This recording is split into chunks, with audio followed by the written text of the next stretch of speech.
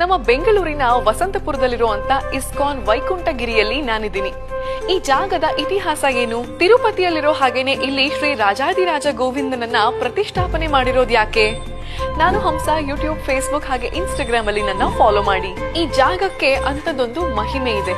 ಹಿಂದೆ ಮಾಂಡವ್ಯ ಮುನಿಗಳು ಇಲ್ಲಿ ಘೋರವಾಗಿರುವಂತ ತಪಸ್ಸನ್ನ ಆಚರಿಸಿದ್ರು.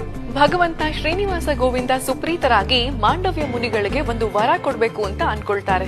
ತಿರುಮಲದಲ್ಲಿ ಪದ್ಮಾವತಿ ದೇವಿ ಜೊತೆ ಅವರ ವಿವಾಹವಾದ್ಮೇಲಿಂದ ಈ ಜಾಗದಲ್ಲಿ ಅಂದ್ರೆ ಮಾಂಡವ್ಯ ಮುನಿಗಳು ತಪಸ್ ಮಾಡಿದಂತ ಜಾಗಕ್ಕೆ ವಿಹಾರಕ್ಕಾಗಿ ಬರೋದಾಗಿ ಮಾತು ಕೊಡ್ತಾರೆ. ಶ್ರೀನಿವಾಸ ಪದ್ಮಾವತಿ ವಸಂತ ವಿಹಾರಕ್ಕಾಗಿ ಇಲ್ಲಿಗೆ ಬಂದಿದ್ರಿಂದ ಈ ಜಾಗಕ್ಕೆ ವಸಂತಪುರ ಅಂತ ಹೆಸರು ಬರುತ್ತೆ. ಇಲ್ಲಿರುವಂತ ಶ್ರೀನಿವಾಸರನ್ನ ರಾಜಾದಿರಾಜ ಗೋವಿಂದ ಅಂತ ಕರೀತಾರೆ.